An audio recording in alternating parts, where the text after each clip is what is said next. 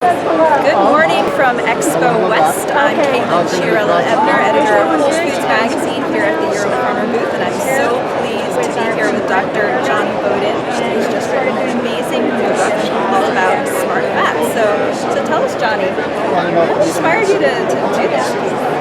Well, for the last decade or so, I've concentrated on trying to bust the myths about cholesterol and fat in the human diet, as well as many other nutritional myths like soy is always a health food and canola oil is a great oil and stuff like that. And because of the traction we got with the great cholesterol myth, we wanted to take the subject a little bit further and talk about how we've gotten the whole fat thing, because there's a real connection between fat and cholesterol. You really can't talk about one without talking about the other. And really, when you think about it, the main driver behind the fat phobia of the past 40 years has been the fear that eating fat will raise your cholesterol. Eating fat will make you fat, which has turned out to be an utter and complete myth, and eating fat will raise your cholesterol, which in turn will raise your risk for heart disease, but that's also a myth.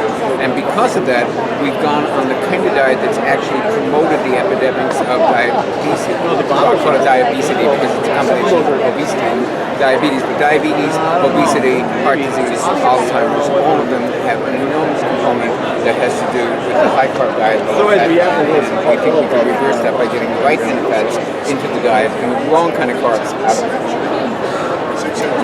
So your book is all about smart fats. Give us some examples of what are your favorite smartest fats, and which ones do you want people to avoid? Okay, so most people at this point, even those who aren't paying attention, kind of know that fat comes in two flavors, good and bad.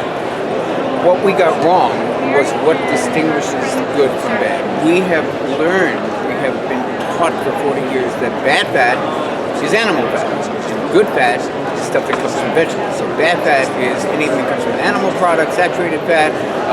Good fat is all the vegetable oils, canola oil, soybean oil, safflower oil, all of that stuff. That's absolutely incorrect. We do believe that there's good fat and bad fat, but the distinction between the two is not based on whether it comes from an animal or whether it comes from a vegetable. The distinction between good fat and bad fat, or smart fat and dumb fat, is whether the fat is toxic. And the fat is toxic depending on how the animal that produced the fat was raised. So when you take a feedlot farmed animal and raise them in these horrible conditions, and there's 7,000 animals in tiny little cages next to each other, and you feed them grain, which is not their natural diet, which makes their stomach acid, which means they have to be fed more antibiotics, which also makes them fat, so they'll give them more. They're fed sprayed grain. All of those sprays wind up in the fat. They're fed antibiotics, they're fed hormones, bovine growth hormones, all of it winds up in the fat. So the reason that fat from animals is quote-unquote toxic is not because it comes from an animal, but because that animal has been horribly treated and fed all kinds of stuff that didn't belong in its diet in the first place.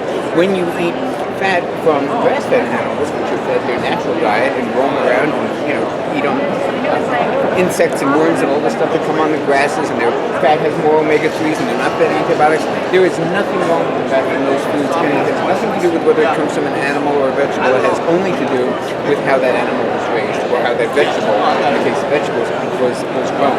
So we divide smart fat and bad fat, or good fat and dumb fat and smart fat into categories depending on the toxicity of the fat, not the origin. And that's the biggest thing. What's your favorite oil to cook with in the kitchen? Well, then that's another very interesting thing we talk about in smart fats, because you can take some really smart fats like coconut oil and you can turn them into dumb fats very quickly by cooking them at a temperature that's higher than their natural smoke point. Once they go beyond their smoke point, they turn rancid and they get very harmful. So I love, for example, extra virgin olive oil, but you can't cook with it. Love flaxseed oil, you can't cook with it. So the cooking oils that are really the best for high temperature, things like avocado oil, which you can cook up to 520 degrees. Olive oil, not the extra virgin kind, but slightly more refined. We'll still have some polyphenols, you can cook a little bit higher. I like coconut oil at lower temperatures and a little bit refined coconut oil for higher temperatures. I love Malaysian red palm oil, which is loaded with tocotrienols and carotenoids and all kinds of good stuff. Obviously, fish oil is a great smart fat, but not so good.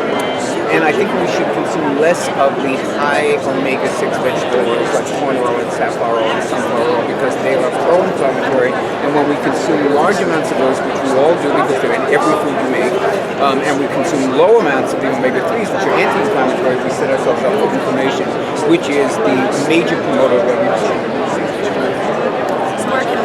Smart Fats if they want to know more?